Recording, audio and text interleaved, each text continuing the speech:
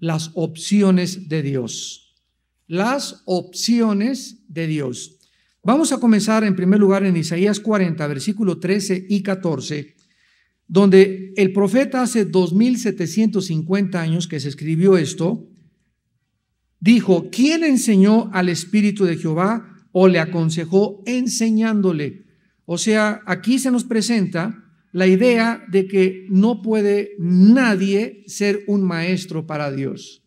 Si Dios es Dios y Él es todo sabiduría y Él es todo conocimiento, sería una imposibilidad racional creer o asumir que tú tienes más sabiduría y que tú eres más inteligente y que tú tienes mejores respuestas y que si tú fueras Dios hubieras hecho mejores las cosas que Él. Estas asunciones que muchas personas tienen y que tú puedes tener en esta noche no solamente provienen de un corazón oscuro, una mente entenebrecida, sino también de un orgullo intelectual. Es precisamente este orgullo, esta soberbia intelectual, la que ha llevado al mundo científico y tecnológico al borde de su propia autodestrucción. ¿Quién enseñó al Espíritu de Dios o le aconsejó? O sea, ¿quién se puede acercar a Dios y decirle: oye, la regaste? Oye, eso que hiciste está mal. Oye, no lo entiendo. Es muy diferente que tú te acerques a Dios y le digas: Señor, no entiendo lo que estás haciendo, a decir: no, yo no puedo creer que existe Dios porque estas cosas no las entiendo. Eso es una deshonestidad intelectual. Más bien deberías decir: si existe Dios, yo quisiera preguntarle que me explicara. Ahí estás asumiendo una posición intelectual en la que puede caber la posibilidad que tú no puedas comprender, pero tu falta de comprensión no te puede llegar a concluir que no exista Dios. De esto se trata toda esta serie que hemos estado compartiendo aquí los jueves. Entonces, la posición intelectual, racional, honesta es: Dios, si existes, ¿dónde estás? Quiero tener contacto contigo, quiero que me expliques porque tengo 1001 dudas en mi corazón. Y Dios dice que al que le busca le va a encontrar y se va a manifestar a él. Pero decirle: no, yo no quiero saber nada contigo porque yo no entiendo las guerras, ni por qué mueran estos niños, ni por qué estas cosas suceden de esta manera. En ese momento tú descartas a Dios porque tú no entiendes lo que está pasando. Repito, esto se llama un absurdo irracional y una deshonestidad intelectual. Dice el versículo 14: ¿a quién pidió consejo para ser avisado? ¿Quién le enseñó el camino del juicio, o le enseñó ciencia, o le mostró la senda de la prudencia? No hay nadie, pues, que le pueda decir a Dios: este es el juicio. No hay nadie que le pueda decir: este es el conocimiento. No hay nadie que le diga: este es el camino de la misericordia o de la prudencia. Ahora, en Isaías capítulo 55, versículos 8 y 9, sobre esto vamos a basar en esta noche nuestro estudio. Dice la Biblia: porque mis pensamientos no son vuestros pensamientos, ni vuestros caminos mis caminos, dijo Jehová.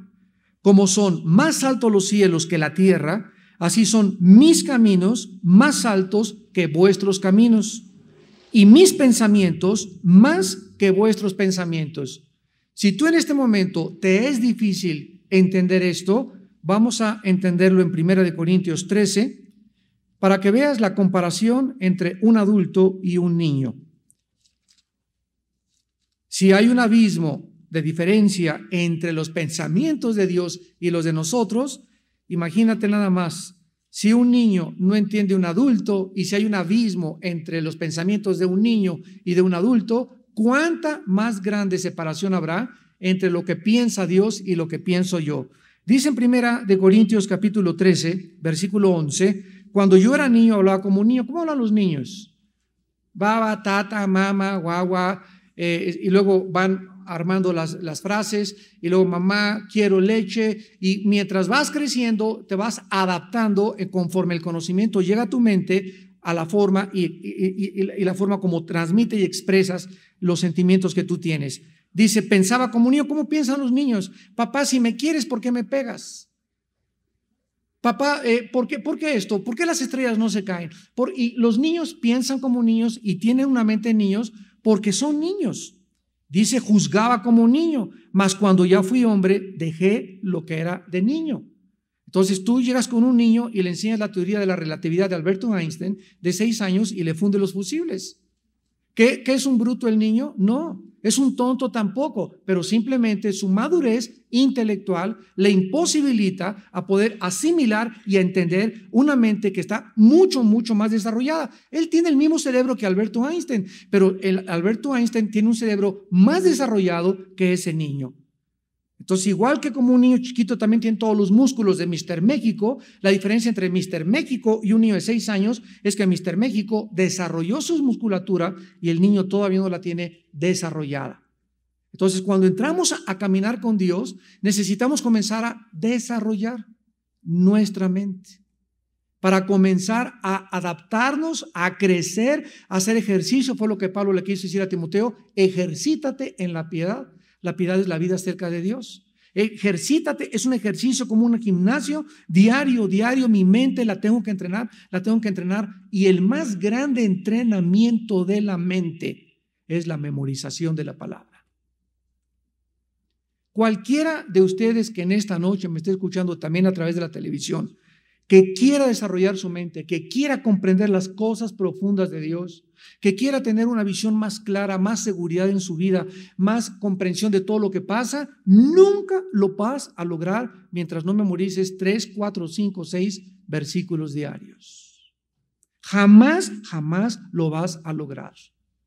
Tienes que llegar el tiempo en el que memorices un capítulo a la semana.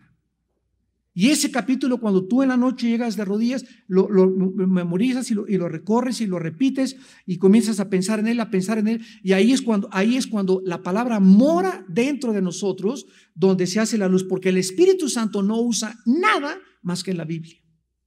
La Biblia es el instrumento del Espíritu Santo para que el Espíritu Santo nos revele lo que Dios nos ha concedido. Yo no puedo saber la herencia que tengo ni lo que Dios me ha concedido si yo no tengo la palabra morando en mi corazón. ¿Qué le dijo Dios a Josué? Josué 1, 8 y 9, antes de conquistar Canaán. Josué, de día y de noche medita en este libro de la ley. Y la palabra meditar es la palabra que se usa cuando las vacas comen el pasto, y es rumiar en el hebreo. Cuando una vaca come el pasto, y le da, y le pasa 1 o 2 tomas que tiene, pero antes de que pase y digiera el pasto la vaca, ahí la tuvo masticándola cerca de media hora, 1 hora. Y esto es lo que tenemos que hacer con la palabra de Dios, estarla rumiando, pensando en ella, y ya que la haya yo comprendido, la paso a mi corazón. Y entonces produce leche blanca. Nadie entiende cómo la vaca come el pasto verde y produce leche blanca. Estos son los misterios, si en la naturaleza existen, cuanto más en las cosas de Dios. Bueno, con esta base, ojalá que puedas tú tener algo de percepción en este momento. Vamos a contestar la pregunta: ¿cómo puede Dios ser soberano? Acuérdense, soberano es una persona o un ser que hace lo que él quiere, sin que nadie le tenga que decir qué cosa haces. Dios es soberano porque Él ha hecho todo lo que en su voluntad, dice en Efesios, el consejo en su voluntad determinó, hizo todo lo que Dios ha querido, lo ha hecho. Ahora, todo lo que Dios ha hecho no ha sido absolutamente nada arbitrario. Dios no actúa por capricho, no es un rey caprichoso, quiere esto o aquello para satisfacer su ego. Es un Dios infinitamente bueno, fiel, santo, misericordioso, compasivo, que su carácter lo refleja en la Biblia. Y cuando oímos otras cosas fuera de la Biblia de Dios, en las películas de Hollywood, las telenovelas, los cuentos, las opiniones de los escritores, las opiniones de los científicos, todo tiene el propósito de distorsionar y pervertir el carácter de Dios. Tú lees el libro El caballo de Troya de José Benítez, es una perversión del carácter de Cristo. Cualquiera diría que es un libro cristiano, pues no lo es. Es una interpretación de un hombre que ni conoce la palabra de Dios y alteró el carácter de Dios. Y así hay miles de cosas que si tú no tienes la palabra en tu corazón, no vas a poder distinguir entre el error y la mentira, entre lo blanco y entre lo negro. Entonces, ¿cómo puede Dios ser soberano y al mismo tiempo darnos libertad? Al mismo tiempo darnos libertad. Muchos teólogos no creen que puede existir, o coexistir más bien, la soberanía de Dios con la libertad humana. Porque dicen que si existe el hombre, o sea, si el hombre es realmente libre, entonces Dios le ha entregado a las criaturas el control de este mundo. Y Dios ya no puede hacer nada porque ya las criaturas tienen el control absolutamente. Vamos a analizar profundamente este problema maravilloso. Toda acción moral, todo lo que tú hagas y todo lo que yo hago, o es causada por algo fuera de mí o dentro de mí. Si algo que yo hago, su causa la tengo fuera de mí, se llama determinismo. Determinismo. En otras palabras, yo no soy responsable porque hay fuerzas extrañas invisibles afuera de mí que actúan dentro de mí para que yo mate, para que yo robe, para que sea homosexual, para que sea ladrón, para que sea gritón, para que golpee a mi esposa, etcétera, etcétera. Si está fuera de mí, la causa del mal es determinismo y seríamos robots. No habría absolutamente ninguna justificación delante de Dios en el juicio de Dios el día de nuestra muerte. Y esto es precisamente lo que hablábamos hace unos instantes, que la psicología le ha tratado de robar al ser humano. Desde el principio del siglo XX, cuando postuló el doctor Freud sus primeras investigaciones con pacientes de neurastenia, comenzó a tratar de quitarle al hombre su responsabilidad en su conducta, y les voy a decir cómo se manifestó. En la mayor parte de las cortes de justicia americanas, cuando traían un criminal, por ejemplo, el que mató Lee Harvey Oswald, que asesinó al presidente John F. Kennedy en 1962-63 en Dallas, Texas. A este hombre lo sentaron ahí en la banquilla de los acusados y descubrieron que había vivido con 5 familias divorciadas. Había sido huérfano, recogido una familia, otra familia, desechado, se fue a Rusia, allá le lavaron el cerebro, se fue a Cuba también. Y todas estas circunstancias hicieron que él se convirtiera en una persona asesina. Entonces estaban atribuyéndole sus impulsos asesinos o de venganza contra un mandatario, su pasado o su medio ambiente y su conducta en la que él vivió y en la que él fue criado. Y esto es 100% antibíblico, porque aunque hay cosas del pasado que influyen en nuestra vida, no es una justificación para nuestras acciones morales. Porque las acciones morales, si tú tuviste una mamá prostituta, un papá borracho, parrandero y jugador, y tuviste el peor de los medios ambientes cuando tú creciste, la gracia de Dios es más grande que todos tus medios ambientes en que tú viviste. Si alguien quiere verdaderamente quitar esos traumas y esas amarguras y todos esos problemas que nos causaron las heridas del pasado, porque todos al llegar a la iglesia, no hay nadie aquí en esta noche que al entrar a la iglesia no haya entrado lastimado, herido, en prisiones, amargado. Todos venimos lastimados de nuestro pasado, de tu infancia o de tu juventud. ¿Qué es la iglesia? Es un hospital también, donde Dios quiere comenzar a vendarte, a sanarte, pero es imprescindible contar con tu colaboración. Porque si tú te rehuyes y no tienes confianza en el pastor y no tienes confianza en un consejero y no tienes confianza en la palabra de Dios y no aceptas ser sanado y reconocer que estás mal y que tu matrimonio, tu vida tiene que cambiar, tu vida como joven tiene que cambiar, Dios no te puede ayudar. Porque Dios quiere que tú sepas que eres responsable, como lo vamos a mostrar, y no hay ninguna causa externa que pueda causar lo que yo estoy haciendo y las decisiones que estoy determinando. Ahora, en segundo lugar, las acciones morales tienen entonces que ser causadas, autocausadas o autodeterminadas, o sea, causadas por nosotros mismos. La autodeterminación no es ni contradictoria ni irresponsable. La persona es responsable por lo que ella, por la decisión moral que escoge ser, es lo que hizo. Es responsable por su propia determinación libre moral. Veamos en Deuteronomio, en el Antiguo Testamento, capítulo 11, versículos 26 al 28, de qué forma lo presenta Dios. Deuteronomio 11, 26 al 28. He aquí yo pongo hoy delante de vosotros la bendición y la maldición. La bendición, si oyes los mandamientos de Jehová tu Dios, que yo te prescribo hoy. Y la maldición, si no oyes los mandamientos de Jehová tu Dios, y te apartas del camino que yo te ordeno hoy, para ir en pos de dioses ajenos que no habéis conocido. Dios pone delante de nosotros no más que dos caminos. Jesucristo lo dijo con estas palabras: está el camino ancho, donde la mayor parte de la humanidad ha entrado y va caminando. Es el camino donde tú eres tu Dios, tú pones tus reglas, tú determinas lo que es bueno y lo que es malo. Imagínense nada más que Dios nos hubiera dejado a nosotros, que nosotros eligiéramos y legisláramos nosotros la moral. Los nazis hubieran sido imposible juzgarlos. Los violadores de los niños sería imposible juzgarlos. Los homosexuales no podían ser juzgados, ni las lesbianas tampoco, ni los genocidas tampoco. ¿Por qué? Porque para ellos era bueno lo que ellos estaban haciendo. Para nosotros en Occidente es malo. Entonces, ¿por qué nos metemos con sus vidas? Si cada quien tuviera su verdad y cada quien aceptara y determinara qué es bueno y qué es malo, el mundo sería una jungla, que es exactamente a lo que el mundo se está convirtiendo. Un mundo de relativismo, donde ninguna verdad absoluta existe. Dios nos pone, pues, dice Cristo, el camino ancho donde van todos y el camino angosto.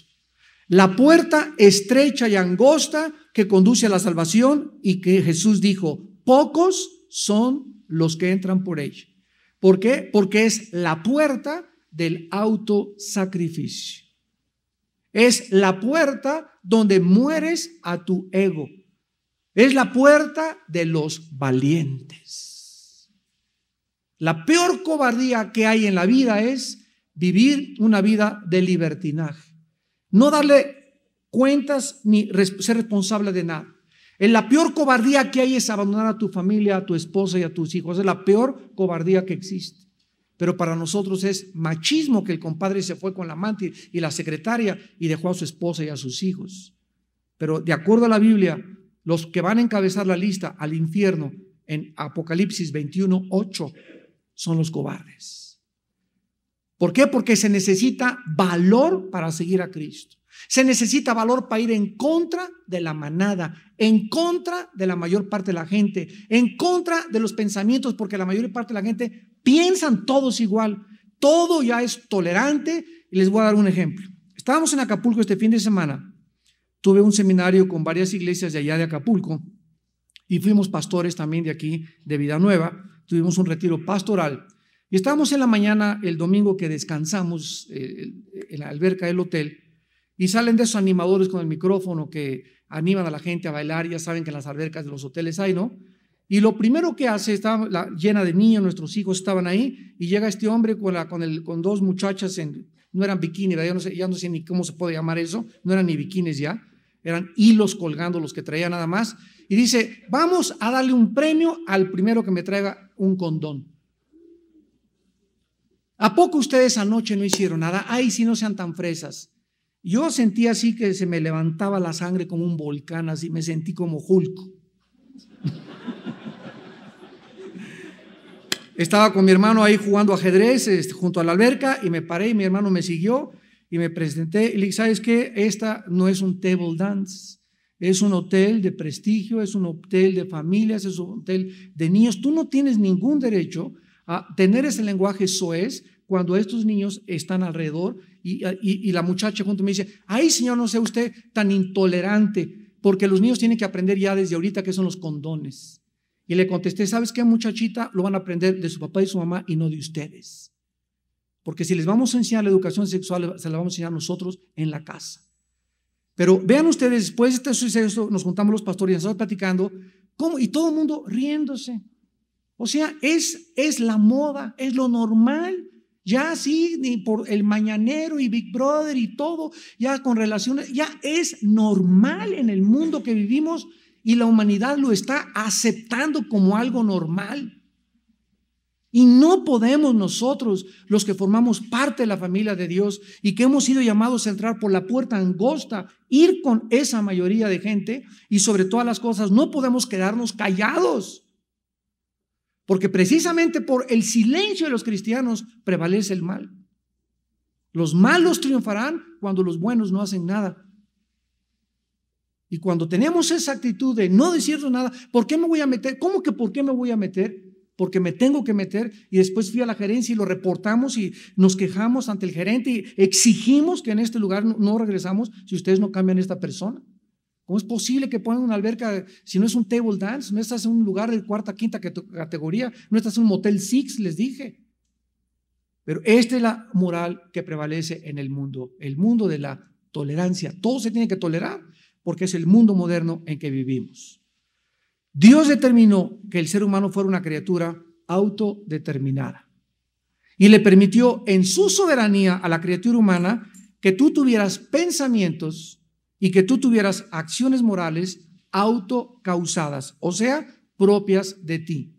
Entonces, un homosexual no nació genéticamente. La homosexualidad es una conducta aprendida.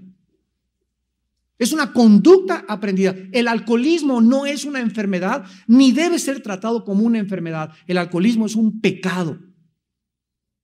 Y es una de las tragedias de Alcohólicos Anónimos que les enseñan que separan. Soy un alcohólico y siempre he sido alcohólico y siempre lo seré un alcohólico. Un momentito, cuando vienes a Cristo ya no eres alcohólico. Y Dios va a quitar de ti, sácate esa cosa de la mente que siempre lo serás porque no lo eres. ¿Por qué? Porque la Biblia dice el que está en Cristo nueva criatura es. La libertad humana entonces fue delegada soberanamente y esta es la razón por la cual algún día la raza humana va a ser juzgada por cada pensamiento y por cada palabra que hayamos dicho en esta vida. Dice Mateo 12:36, el Señor Jesucristo está hablando. Mas yo os digo que de toda palabra ociosa que hablen los hombres, de ella darán cuenta en el día del juicio. Porque por tus palabras serás justificado y por tus palabras serás condenado. ¿Se imaginan ustedes ahí en el juicio con los ángeles, los querubines, que son infinitamente más sabios que nosotros, ya no se comparen con Dios, ¿verdad? Desde luego, y ahí estemos nosotros ante la humanidad. Si nosotros fuimos determinados y alguien fue el culpable de que yo haya sido como yo fui y fui homosexual porque genéticamente así nací y etcétera, etcétera, ¿qué responsabilidad tendría yo en el día del juicio cuando Él me llamara a cuentas y me dijera, tú fuiste lo que fuiste porque tú lo escogiste ser? Hubo un momento en tu vida que tal vez rebasaste la línea como Al Capone. Al Capone a los 12 años de edad, él había sido criado en barrios bajos de Nueva York, habían sus papás emigrados de Italia, y a los 12 años Al Capone se peleó con un niño en un mercado porque él robaba naranjas. Él comenzó robando naranjas, no comenzó matando como en la muerte de San Quintín, que mataron a más de 1,000 personas. Agarró una naranja y entonces otro niño se la quitó y Capone sacó un cuchillo, comenzaron a jugar y se lo enterró y lo mató al niño a los 12 años de edad. Él entonces, en ese entonces, iban con un cura católico, los italianos son muy católicos, en Nueva York, cerca de Brooklyn, y entonces el cura le dijo a Capone, mira, niño, ven para acá, etcétera, etcétera. Él se confesó y le quiso ayudar para que él saliera, el cura, de esa situación en la que él se había metido y le dijo que se presentara ante las autoridades. Él no lo quiso hacer, a los 16 años mató a otra persona en el mercado. A los 18 años Capone llevaba 15 personas asesinadas. Y entonces él siguió en este estilo de vida. A los 22 años, Al Capone no era una persona que tenía o que tuviera una conciencia sensible a la voz del Espíritu Santo. Él ahogó a los 21 años su conciencia. Él escogió esa vida y él no quiso saber nada. Y de ahí en adelante son personas que tú la ves y pero así matan y con la sonrisa en la boca y se disfrazan en Santa Claus, cargan a los niños, pero durante todo el día hacen matanza, crímenes, violaciones, etcétera, etcétera. Igualito a Saddam Hussein y a sus 2 hijos. ¿Leyeron ustedes lo que hacían los 2 hijos de Hussein? El hijo de Hussein Uday, el más grande, iba a los hipódromos, iba a los lugares públicos, a los campos de fútbol, y llevaba 6 guardaespaldas con largavistas para buscar niñas menores de 13 años. Cuando le gustaba a una niña de 13 años, no podían ser de mayor de 13 años, tenían que ser chiquitas.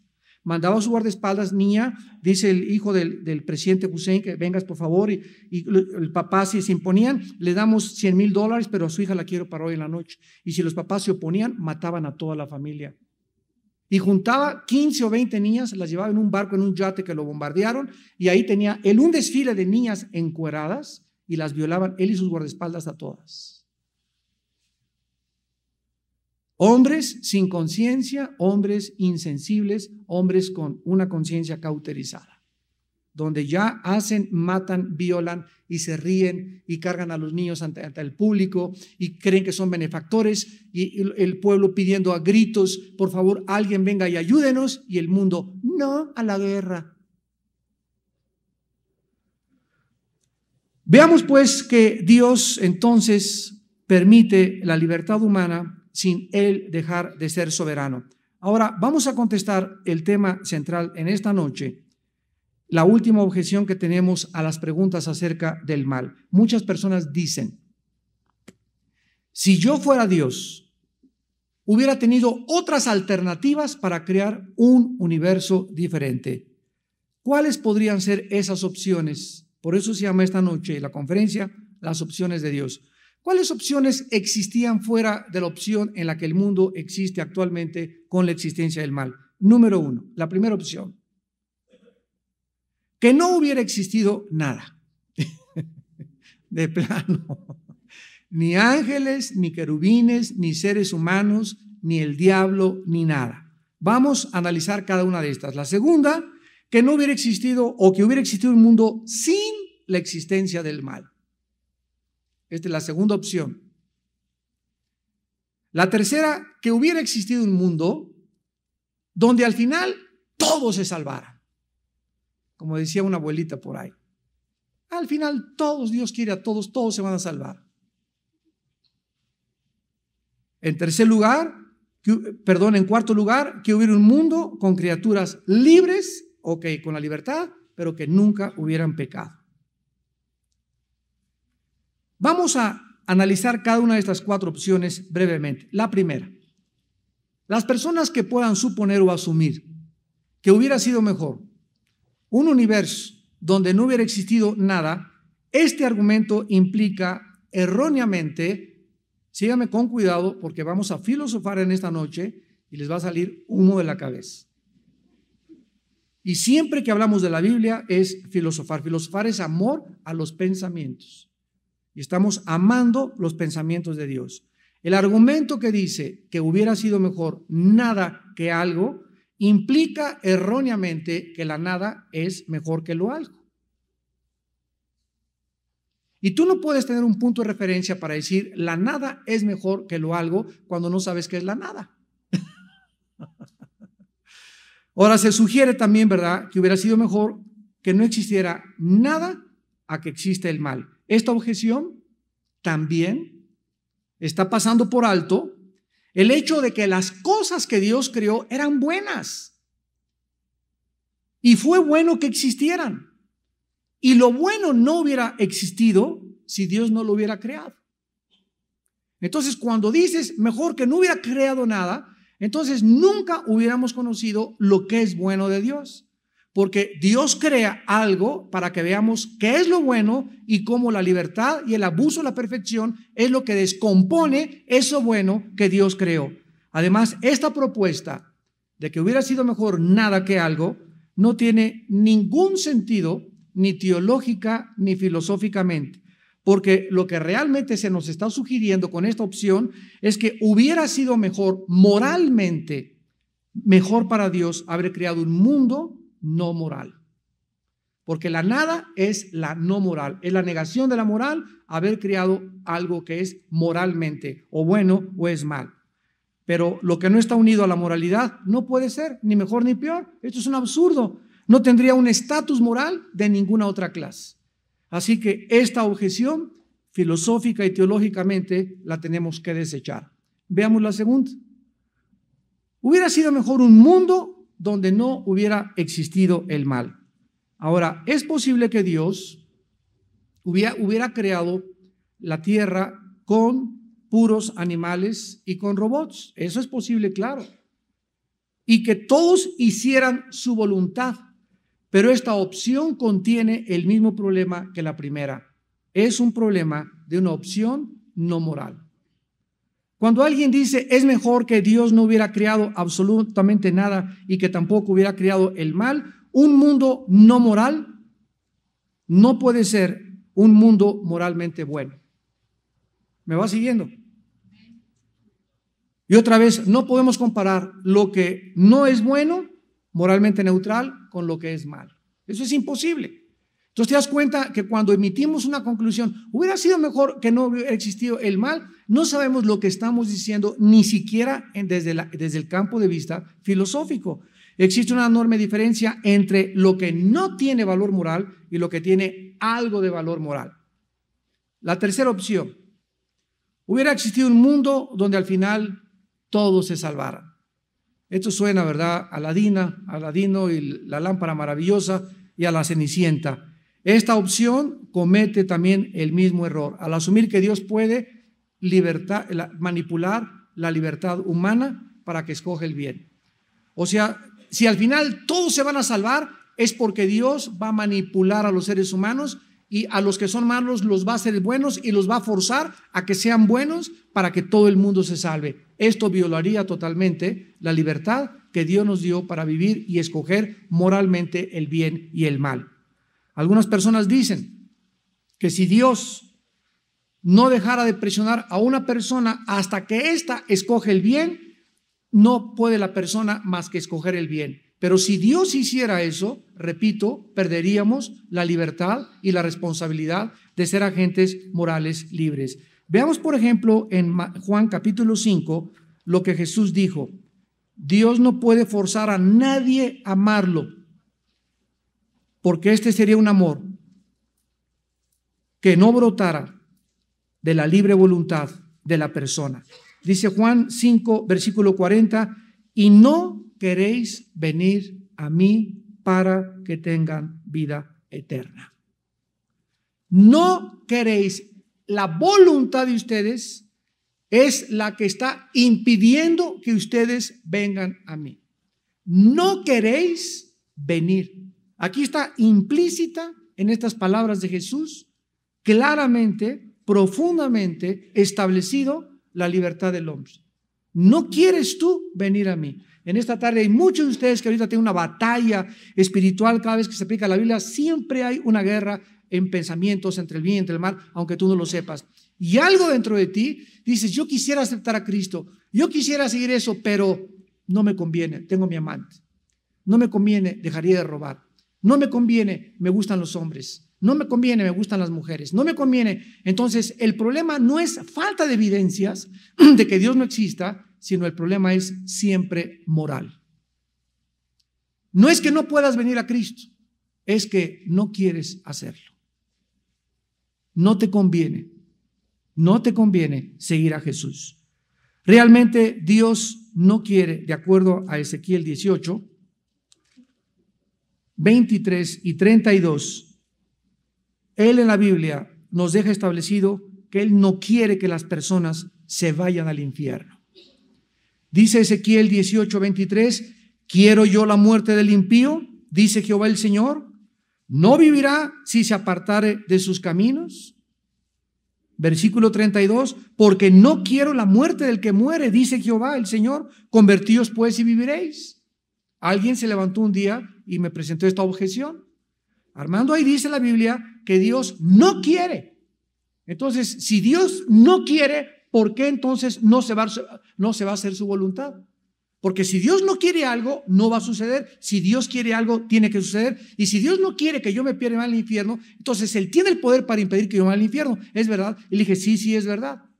Pero lo que no es verdad es que la voluntad de Dios siempre sea de carácter directiva. La voluntad de Dios es doble, directiva y permisiva.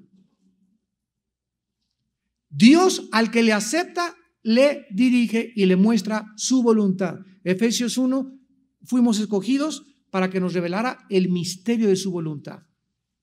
Pero cuando una persona no acepta, por ejemplo, Chenchita se casa con Chencho, no, pues si Dios quiere, me quita Chencho y yo me voy a casar. Y si Dios es todopoderoso, Él me lo podría quitar de mi vida para que no me case con este barbaján. Y ahora estoy casada y estoy frita y estoy en un infierno. ¿Y por qué Dios no lo impidió si Él es todopoderoso? No lo hizo porque permitió que te casaras. Él no quería que lo hicieras y Él te mandó muchos señales preventivas a tu vida y te mandó muchos avisos a través de tus padres, de tus pastores, etcétera, etcétera, pero tú escogiste, te encaprichaste de casarte con esa persona y Dios lo permitió. No, Él quería que lo hicieras, pero si Él no lo permite, violaría tu voluntad.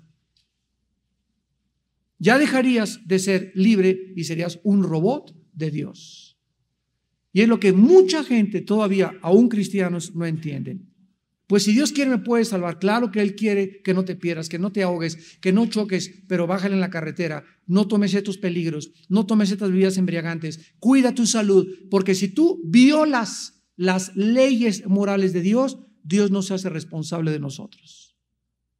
Señor, sáname, sácame el espíritu retortijón, Señor, aquí mira, por favor, libérenme, sáquenme este chamuco que tengo aquí dentro de la panza, y el hermano tiene una panza de este tamaño. Y está pasado 15, 20 kilos. Entonces, ¿cómo puede Dios intervenir milagrosamente en la persona que para esa sanidad cuando esta persona está violando las reglas de Dios? Dios no es un chiste. Tú tienes que tener temor de Dios en tu alimentación, en tu vida sexual, en tu vida mental, en lo que piensas, en lo que aceptas pensar, en los programas que aceptas ver en la televisión, en las películas que escoges. Tú eres libre para escoger todas las cosas. El yogur que te metes, la manzana que te metes, las patitas de puerco que te comes a las 12 de la noche. En 2 de Pedro 3:9, lo mismo dice el apóstol Pedro: Dios no quiere que perezcan, sino que procedan al arrepentimiento. Entonces, el hecho de que Dios no quiere no significa que Él va a forzar a la gente a que se arrepientan, porque, repito, tenemos que entender que Él respeta la libertad moral de los seres humanos. Y con esta tercera objeción concluimos que todos los que se vayan a ir al infierno se fueron porque ellos lo decidieron. Ellos lo decidieron. Una vez una señora me dijo: Armando, yo no creo que Dios mande a nadie al infierno. Le dije: señora, amén y amén. Dios no manda a nadie al infierno, se van solitos. Y veamos la cuarta y última opción: que hubiera un mundo con criaturas libres que no pecaran. Es posible esta opción, lógicamente, porque esta era la situación de Adán. Adán era un ser libre sin pecado. Y el otro ser humano que visitó esta tierra, el Hijo de Dios Jesucristo, lo mismo. Era un ser humano libre totalmente también y sin pecado. El Señor Jesús experimentó la misma realidad. La Biblia enseña que también vendrá el día cuando exista en el mundo todos los seres humanos que vamos a seguir teniendo una voluntad libre, pero que ya no vamos a pecar. Veamos esta verdad en Apocalipsis 21 y vamos a ver la diferencia de por qué será al final y no antes, cuando esta libertad la ejerzamos para el bien. Dice en Apocalipsis 21, versículo 27, no entrará en ella ninguna cosa inmunda o que hace abominación y mentira, sino solamente los que están inscritos en el libro de la vida. Este mundo que la Biblia nos presenta en el futuro, donde vamos a seguir teniendo la libertad, pero ya no vamos a pecar, es porque ya antes escogimos y decidimos en qué mundo queríamos vivir. Y precisamente la Biblia nos dice que esta vida que tú tienes y que yo tengo actualmente es la oportunidad desde tu creación como tu criatura libre y mi creación, para que en esta vida, no en la otra, tú te mueres hoy en la noche y no has escogido a Jesucristo y estás frito por los siglos de los siglos de los siglos. Y llorarás y te lamentarás y sufrirás eternamente la existencia inmortal, alejado de la presencia de Dios. Y en esta vida te burlas y lo crees que no es un chiste, etcétera, etcétera. Tú puedes, dice Dios, hacer y pensar de mí lo que tú quieras, pero no puedes evadir que algún día te vas a morir y ese día te voy a llamar a cuentas. La Biblia dice: prepárate para encontrarte con tu Dios. ¿Se acuerdan los ángeles? Los ángeles tuvieron una oportunidad, todos absolutamente, cuando Dios los creó, y hubo una tercera parte de los ángeles que decidieron rebelarse contra Dios. Y los que ya quedan con Dios ahorita jamás volverán a pecar con Él, porque tuvieron su oportunidad y escogieron serle fieles a Dios. Y los demás no perdonan a los ángeles, según de Pedro 2, y jamás podrán ser restituidos, serán lanzados al lago de fuego. Y para nosotros, después de la muerte, ya no hay perdón.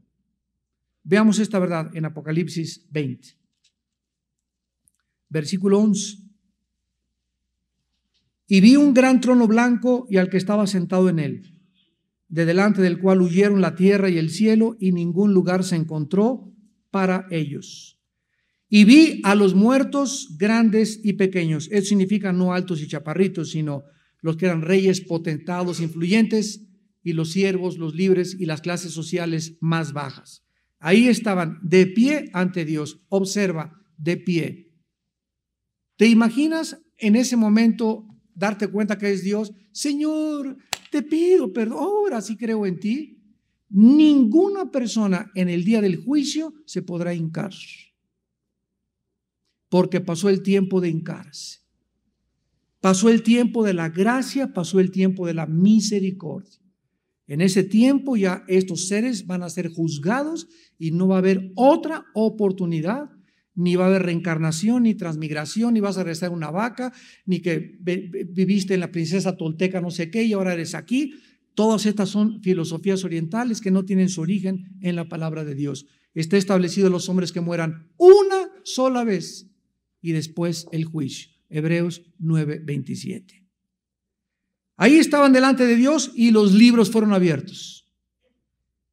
Y otro libro fue abierto, el cual es el libro de la vida, y fueron juzgados los muertos por las cosas que estaban escritas en los libros según sus obras. La salvación es sin las obras, por la gracia de Dios. El juicio será por las obras. Qué tremendo, ¿verdad? La salvación se nos regala. Es una acción gratuita del Espíritu de Dios a nuestra vida sin que hayamos hecho ninguna buena obra para Dios. Las obras buenas vienen después de la salvación, pero no son el medio para la salvación. Son el fruto de nuestra salvación, las buenas obras. Pero el juicio final será por las obras. Fueron juzgados por sus obras. El mar entregó los muertos que había en él, y la muerte y el Hades entregaron los muertos que había en ellos. Y fueron juzgados cada uno según sus obras. Y la muerte y el Hades fueron lanzados al lago de fuego. Esta es la muerte segunda. Y el que no se halló inscrito en el libro de la vida fue lanzado al lago de fuego. Apocalipsis 21:8. Pero los cobardes e incrédulos, los abominables y homicidas, los fornicarios y hechiceros, los idólatras y todos los mentirosos tendrán su parte en el lago que arde con fuego y azufre, que es la muerte segunda. Vemos nosotros que además un mundo con libertades, sin la presencia del mal, sería un mundo inferior moralmente al presente mundo en que estamos viviendo. En este mundo somos desafiados con la libertad que Dios nos ha dado a hacer el bien, a hacer cosas nobles, a vencer tentaciones pecaminosas, y esto no podría suceder en un mundo donde no existiera el mal, porque ¿contra qué estaríamos luchando? La más grande de las virtudes y los más grandes de los placeres no podrían ser obtenidos si no existiera oposición como una precondición para existir. ¿Cómo podía Dios crear criaturas cuando nunca tuvieron un desafío para realmente escoger amarlo o rechazarlo? Cuando no hay pruebas que vencer, no hay ningún premio que recibir. No puede haber una recompensa cuando no hay victoria. Tiene que haber guerra para que pueda haber un vencedor. El valor surge cuando existe el peligro. El autosacrificio se manifiesta, su nobleza, solo cuando existe la necesidad de vencer el egoísmo. Y todas estas virtudes, el sacrificio, el valor, ¿cómo pueden surgir? Cuando nosotros manifestamos y escogemos entre el bien y entre el mal. Y finalmente, ¿por qué pues escogió Dios este mundo en el que vivimos? Donde somos libres y permitió la entrada del mar. ¿Es este el mejor mundo que Dios pudo haber hecho? Tal vez este mundo, ahora vamos a terminar y con cuidado, no fue el mejor que Dios pueda haber creado, pero sí es el mejor camino a un mundo mejor, de acuerdo a los pensamientos de Dios. Si Dios va a preservar la libertad, y si Dios nos promete en la Biblia que Él va a derrotar el mal, entonces esta es la mejor manera de hacerlo. Otorgándole libertad a las criaturas y juzgándoles al final por las decisiones que ellos tomaron. El mal es vencido en que cuando los que rechazaron a Dios son separados los unos de los otros. Las decisiones que tú y yo tomemos serán permanentemente viables por toda la eternidad. Cada día que despierto voy a tomar decisiones. ¿En qué me voy a ir al trabajo? ¿Qué palabras voy a decir? ¿Con quién me voy a juntar? ¿Qué película voy a rentar? ¿Qué voy a compartir? ¿A qué mujeres voy a ver? Todas las decisiones diarias que yo haga y que tú hagas, todas están siendo escritas. Cada decisión y cada palabra y cada pensamiento está siendo registrado en las computadoras de Dios. Y vamos a dar cuentas absolutamente de todo en el día del juicio.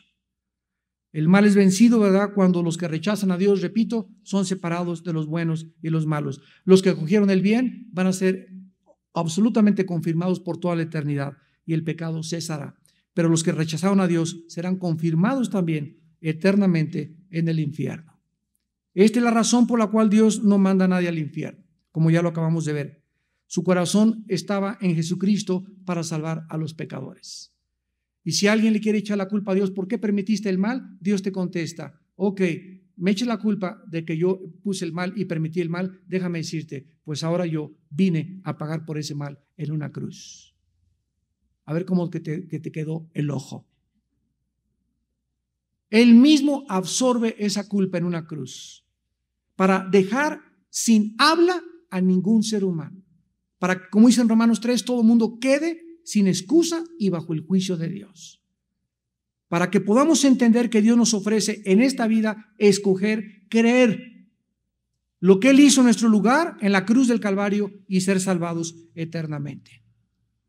Y así como es imposible, Señor, qué difícil está, me estás apuntando todo, ¿no? Tener ya 5 enciclopedias británicas ya en el cielo, en los expedientes con puras maldades mías. Así es, dice la Biblia.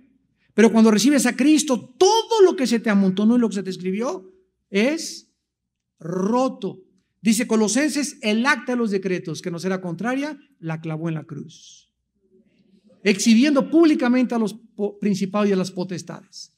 Y estas son las buenas noticias del mensaje de la Biblia, que tú eres pecador y yo soy pecador y no podemos hacer nada por salvarnos. Dios interviene muriendo y pagando en una cruz por nuestros pecados, dando su sangre por nuestra vida para que tú y yo tengamos gratuitamente el perdón de la vida. Y una vez que tú le aceptas, Él te promete ayudarte a vivir para Él. Y jamás Dios desampara a sus santos ni abandona su heredad. Oremos. Porque de tal manera amó Dios al mundo, que ha dado a su Hijo unigénito para que todo aquel que en Él cree no se pierda, mas tenga la vida eterna. Porque no envió Dios a su Hijo al mundo para condenar al mundo, sino para que el mundo sea salvo por Él. El que en Él cree no es condenado, pero el que no cree ya ha sido condenado porque no ha creído en el nombre del unigénito Hijo de Dios. Y esta es la condenación, que la luz vino al mundo, y los hombres amaron más las tinieblas que la luz, porque sus obras eran malas. Porque todo aquel que hace lo malo aborrece la luz y no viene a la luz, para que sus obras no sean reprendidas. Mas el que practica la verdad viene a la luz, para que sea manifiesto que sus obras son hechas en Dios. Porque Dios nos ha prometido la vida eterna. Y Jesús dijo, de cierto te digo, si tú en esta tarde oyes mi palabra y crees al que me envió, tienes la vida eterna y no vendrás a condenación, mas has pasado de la muerte a la vida. De cierto les digo que viene la hora cuando todos los muertos oirán la voz del Hijo de Dios, y los que la oyeren vivirán, porque como el Padre tiene vida en sí mismo, así también le dio al Hijo el tener vida en sí mismo, y también le dio autoridad de hacer juicio, por cuanto es el Hijo del Hombre. Señor Dios nuestro Padre, bendito sea tu nombre. Oh profundidad de las riquezas de la sabiduría y del conocimiento de Dios. Cuán insondables son sus juicios e inescrutables sus caminos. ¿Quién le aconsejó a Dios? ¿Quién es más sabio de todas las criaturas que Él ha creado para decirle que lo que Él ha hecho está mal? Señor, perdona nuestra soberbia de todos esos tiempos pasados en que vivimos igual de la misma manera nosotros también, juzgándote, condenándote a ti para justificarnos a nosotros. Gracias por habernos humillado y habernos mostrado tu amor infinito en la cruz de Cristo. Haber perdonado nuestros pecados, habernos dado la vida eterna y estar desarrollando nuestra mente para que sea conformada a tus pensamientos y no a los pensamientos del mundo. Para que nuestros caminos sean tus caminos y ya no los caminos